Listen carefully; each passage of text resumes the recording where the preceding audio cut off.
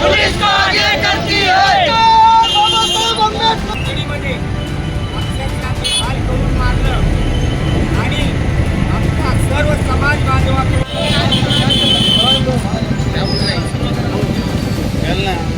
जिंदाबाद जिंदाबाद जिंदाबाद संविधान जिंदाबाद जिंदाबाद जिंदाबाद जब तक पूरा जान रहेगा बाबा तेरा नाम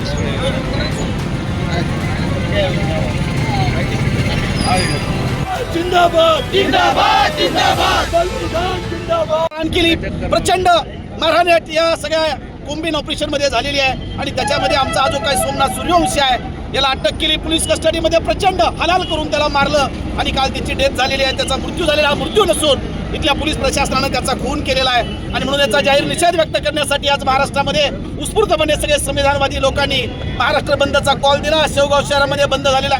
मित्रांनो, आठवण करून देतो की जेव्हा 1 जानेवारी 2018 मध्ये भीमा कोरेगाव घडलं त्यावेळेस देखील हेच मुख्यमंत्री होते फडणवीस आणि आता देखील हेच मुख्यमंत्री आहेत। आता खऱ्या अर्थानं सुरुवात झालेली आहे। ते जेव्हा जेव्हा राज्यावरती मुख्यमंत्री म्हणून काम करायला येतात, गृहमंत्रीपद त्यांना कशासाठी पाहिजे असतं तर याच्यासाठी पाहिजे असतं की जे संविधानवादी आहेत, जे आंबेडकरवादी आहेत, जे पुरोगामी विचाराचे आहेत, जे मनुस्मृतीला विरोध करतात, जे प्रतिगाम्यांना विरोध करतात, त्यांना दाबायचं, जेलमध्ये टाकायचं, कुणाच्या तरी माध्यमातून दंगली घडवून आणायच्या आणि तरुणांवरती खोटे गुन्हे दाखल करण्याचा हा कार्यक्रम मला असं वाटतं की फडणवीस सरकारनं सुरू केलेला आहे ते सत्तेवरती आल्याबरोबर।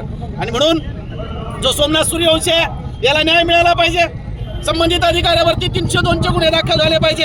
आज त्याच्या अंत्यविधीसाठी आदरणीय बाळासाहेब आंबेडकर हे परभणीमध्ये दाखल झालेले आहे आणि हा लढा फक्त आजच्या बंदच्या बाबतीमध्येच नाही आहे, तो जोपर्यंत तिथल्या ह्या सगळ्या अनधिकृत अत्याचार करणाऱ्या अधिकाऱ्यावरती 302चा गुन्हा दाखल होत नाही, इथल्या मुख्यमंत्र्यांनी राजीनामा दिला पाहिजे। इथलं जे गृहमंत्री पद आहे या मुख्यमंत्र्याकडे गेला नाही पाहिजे। ही मागणी संविधानवादी आंबेडकरवादी कार्यकर्त्यांची आहे आणि पुन्हा एकदा फडणवीस सरकारचा आम्ही जाहीर धिक्कार करतो, निषेध व्यक्त करतो आणि त्यांना जाणीव करून देतो की आम्ही बाबासाहेब आंबेडकरांचे लेकरं आहोत, अनुयायी आहोत। तुम्ही किती अन्य अत्याचार करण्याचा प्रयत्न केला तर तेवढ्याच ताकदीने त्या मनुवाद्यांना उत्तर दिल्याशिवाय आम्ही राहणार नाही, अशा पद्धतीचा त्यांना आव्हान देखील या ठिकाणी